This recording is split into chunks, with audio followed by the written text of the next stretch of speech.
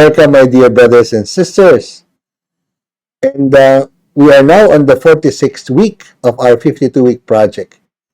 You know, like in the previous meeting, I already started to use the apostolic letter of Pope Francis regarding Saint Joseph, Patris Corde. I don't know how it became so much timely that as I programmed this project way back in April 15 of last year, now it's exactly in this time that we were given a year-long celebration of Joseph, and we are in that understanding.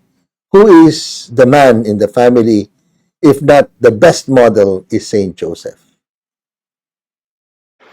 In those days, a decree went out from Caesar Augustus that the whole world should be enrolled. This was the first enrollment when Quirinius was governor of Syria. So all went to be enrolled to his own town. And Joseph too went up from Galilee, from the town of Nazareth to Judea, to the city of David that is called Bethlehem, because he was of the house and family of David, to be enrolled with Mary, his betrothed, who was with child. The vibrancy of the faith in the Philippines can be made graphic by what you see of the expression of the Filipino men towards the Jesus Nazareno of Quiapo. This sea of devotees to the Nazareno are all edging themselves closer to that statue in order to place their intentions, their prayers, or at least to express their thanksgiving for the good that they have received in the past year. But is this the right form of showing devotion to God? Is this what God really wants? Yes, but not only this. And so, the Catholic Church in the Philippines has dedicated this year-long celebration of the 500th anniversary of Christianity in the Philippines by challenging every Catholic, confirmed and baptized, to be able to give, to share the faith. Because that's what it is. The faith is not to be kept, but to be shared. Because of this, we have devised the 52-week project, and the Missio Ad Gentes is the one that spurs us to continue this project even beyond this celebration of 500 years. Why? Because we feel not only so grateful for the gift of Catholic faith given to us on the day of baptism of Humabod in the morning and that of Hara Amihan in the afternoon, where the child Jesus, the image of the child Jesus, was given and she accepted it. More importantly is how they came back. While Magellan died in the islands and his men were able to go back to Spain 44 years after, they did not relent, but they came again in a third attempt. They succeeded with Miguel Legazpi and Padre Urdaneta of the Order of St. Augustine. Missio Ad Gentes. Now, as we found in our reading, Joseph and Mary did not realize, did not imagine that they will be called for a census. But it was in that census that we have heard that Mary gave birth to her child. And Joseph was creative enough to find a peaceful place where his wife could quietly, calmly give birth to the Son of the Most High God. And immediately Joseph was there to be the protector. Now, Pope Francis tells us in his apostolic letter Patris Corde that such creative, courageous paternity of Joseph should be now shown to many precarious situations as it happened to the child and his mother. And this is the universal situation of migrancy. The Holy Father has encouraged every Christian to face the problem of migrancy and to become a welcoming, accepting person, and above all, a helping person to those who are finding themselves alien and foreign in their land. The Holy Father put bridges even to reach out to those of not the same color, race, and even creed as he blesses the child of this Muslim woman. So therefore, the Holy Father in his Patris Corde teaches us that it's important for today's fathers to really be protectors of their children, beyond their children, even those that they find around that are in need. And for this reason, Saint Joseph, the man of God, is not only the foster father of Jesus, but the guardian, the protector of the Son of God, of the Son of Mary, and for which I've found a person who is willing to testify to us how each and every child of his, 9 of them, he makes sure that he would show the love and the paternity of a Saint Joseph. Let us listen to him. Thank you, Father Francis, for the invitation to share my reflection. Good evening, everyone. I am Manjo Mendoza, married to Lynette for 30 years. We have 9 children, ages 17 to 27. They came one after the other in a span of 11 years. 5 of them are already professionals, while 4 are still in school. As single ladies in their 20s, Lynette and her sister would frequently hear their mother's counsel to ask for Saint Joseph's intercession in finding a good husband. She would ask them to pray 7 Our Fathers, 7 Hail Marys, and 7 Glory Bees in honor of the 7 joys and sorrows of Saint Joseph. Lynette and I can therefore declare that Saint Joseph sort of planned our marriage. It was a whirlwind courtship, and some people who knew me remarked with fingers crossed, "Sana magtagal." They observed that everything happened so quickly, and rightly so. From courtship to our wedding day was less than a year. I replied, "You can't blame me, for I have found the pearl of great price." But marriage and family have not been smooth sailing. Like all marriages, we have gone through trials and challenges. No person or marriage is perfect, so we rely heavily on the sacramental graces of the daily Eucharist and frequent confession. When we got married in 1991, we planned on 4 children, and we got what we wanted after 5 years, 2 boys and 2 girls. I don't exactly recall what we were taught in our 1991 pre-Cana seminar, so we began to study the teachings of the Church, particularly that of marriage, by attending catechism classes. We were attracted so much to Catholic doctrine and had no difficulty accepting the essential properties of marriage like unity and indissolubility. Yes to exclusive fidelity, and yes to the unbreakable bond of marriage, but remaining open to the number of children that God will give us, well, that's another story. Ang hirap kaya ng buhay ngayon. So, with 5 young children, we weighed the pros and the cons. There were many considerations like career. Well, Lynette had to give up her job. Well, travel plans, personal freedom, social activities, not to mention material trade-offs like the house. Will we ever be able to leave our 3-bedroom affair?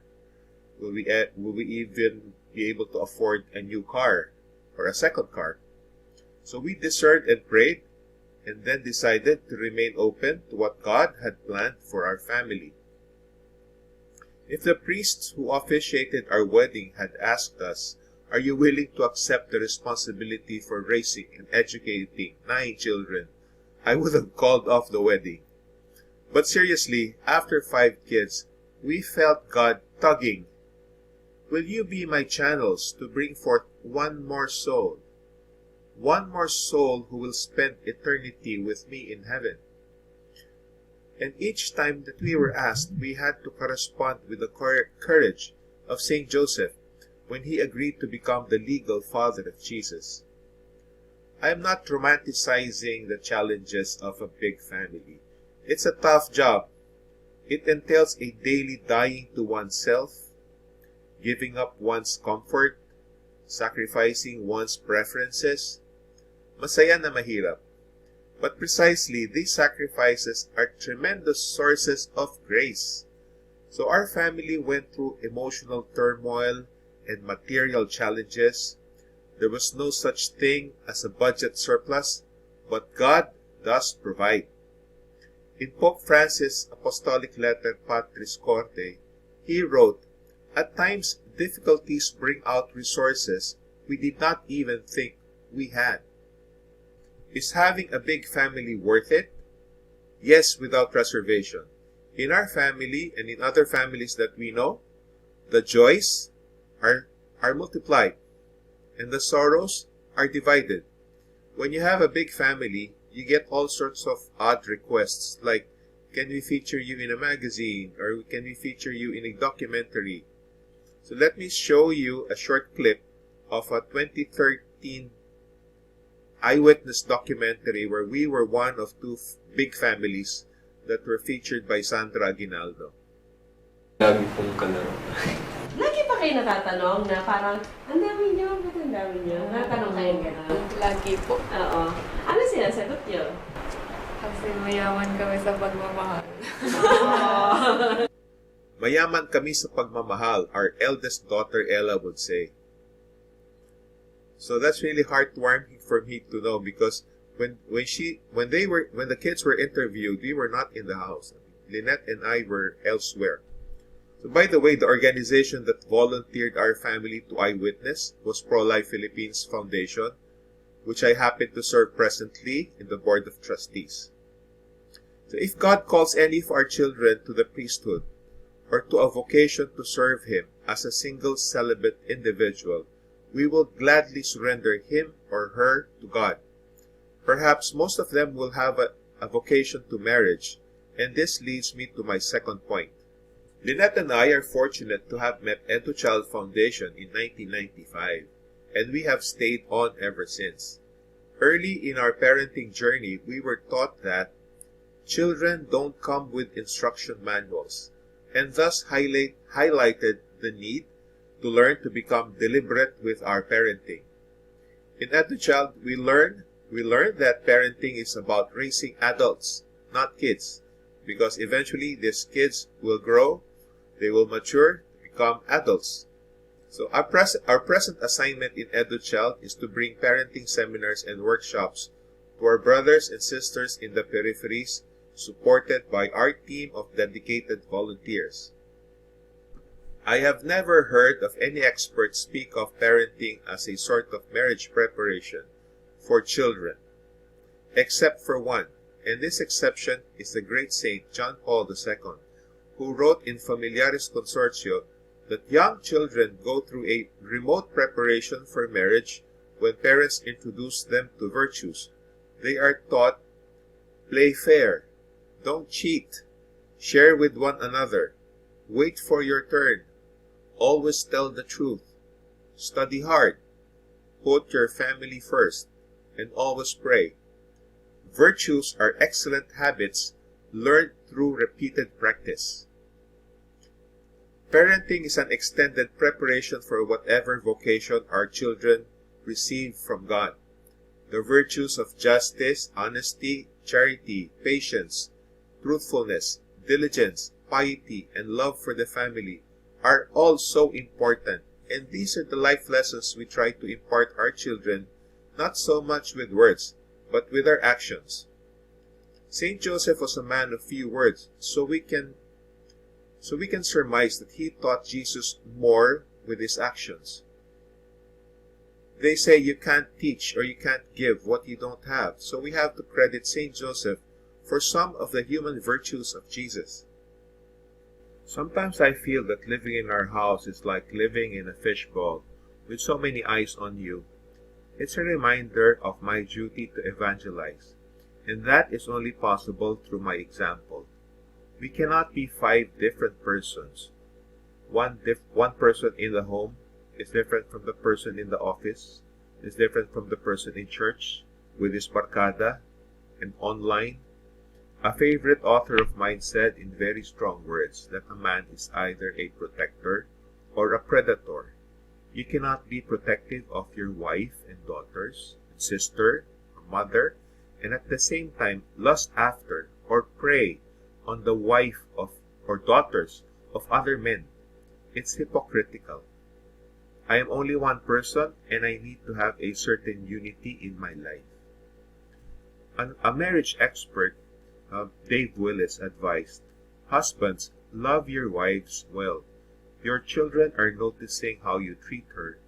You are teaching your sons how they should treat women, and you are teaching your daughters what they should expect from men."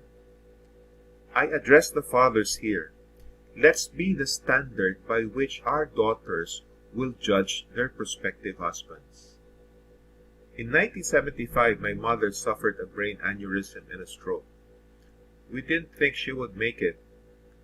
Aside from leaving my father with the huge hospital bill, my mom was paralyzed and unable to speak. My sister and I were in high school then. We witnessed how our father took care of our mother, taking her to PT sessions and checkups and whatever therapy she needed. So 6 years later, she was able to attend my college graduation and my wedding day. My father was not a pious man, but he knew my mother was a prayerful woman. So before he would leave for work, he would accompany my mom to the early weekday mass for so many years until my mom could no longer physically manage. He would patiently assist my mom getting inside the car, carrying her wheelchair to the rear, and then bringing down the wheelchair once they reached the church, wheeling in my mom to the church. So for the last 5 years of my mom's life, she was in and out of the hospital. So we fast forward to the morning of May 1, 2018, on the feast of St. Joseph the Worker. We found my dad in his room, lifeless. Our Lord had called him in his sleep after taking care of my mom for 43 years and stepping up to the roles of father and mother to 2 teen children. I consider it significant that my father would choose to leave us on the feast day of St. Joseph. What a fitting reward for someone who has worked so hard for his family and cared for his spouse with a pure and tender love. This is his powerful witness to living out the marriage vow in sickness and in health. I draw inspiration from this love story and make sure my children realize that they don't need to look far for role models. In selecting a future spouse, I remind them, find someone who will not abandon you and care for you, for better or for worse. There will be trials and suffering that serve to purify us, but these are accompanied by graces needed to fully live one's marriage vocation. I tell them to find someone who has a compassionate character, because compassion means someone who is able to suffer with another person. When our parish church was reopened for live masses, we seized the opportunity to attend Sunday Mass as a family. And after supper, we would do our nightly gospel reading and family rosary, something that we have been doing pre-COVID but with less consistency. We have also added the 33-day preparation leading to the consecration to St. Joseph on March 19 using the book by Father Calloway, and we are also looking forward to this consecration day. I've had a friend ask me, why do we do the things that we do? He was referring to our volunteer work in EduChild, my advocacy with Pro-Life Philippines, and recently, hosting a weekly program in the CBCP's Faith Watch channel. That's true, I could be semi-retired after all. I turned senior last year. I replied that my wife and I have some time and resources to serve others outside of our family. Aside from an active sacramental and prayer life, we nurture in our children the spirit of service and concern for the poor. In a generation that has been conditioned to put one's self above all, we make our kids look outside of themselves, outside of the small world that they're exposed to, and then use whatever gifts they have to serve others. Last year, my family organized 3 outreach activities and we really enjoyed doing it. Before COVID-19, when we would go around and encounter the familiar sight of beggars at intersections, I like to challenge my children, whoever that was with me at that time. More than having pity at the beggars, what can you do for them now while you're a student? And what about when you're finally working? What can you do for these marginalized persons? The things that matter most are not things. The latest gadget, a trust fund, even a college education, are good only for this lifetime. But there are eternal gifts that a father should pass on. These include our love as parents, our love as spouses, and our love for the faith. What greater joy could you possibly have than to pass on the riches of our beautiful Catholic faith as a permanent, priceless inheritance to our children, especially as we mark the 500 years of Christianity. You can't bring material things with you, so what can you bring to eternity? Your family. Parents, it is our solemn duty to make sure that our family members get to heaven. And if we can bring others closer to God, that would even be better. Saint Joseph is the patron saint for a happy death because he was with Jesus and Our Lady when he entered into eternity. I have found that frequently contemplating on my death aligns my priorities. No person was ever heard to say at his deathbed, I should have spent more time at the office. In the end, it's all about God, faith, and family. To end this sharing, I would like to quote from Pope Benedict XVI. He said, I wish to extend a particular word of encouragement to fathers so that they may take Saint Joseph as their model. He who kept watch over the Son of Man is able to teach them the deepest meaning of their own fatherhood. Saint Joseph, protector of families, pray for us.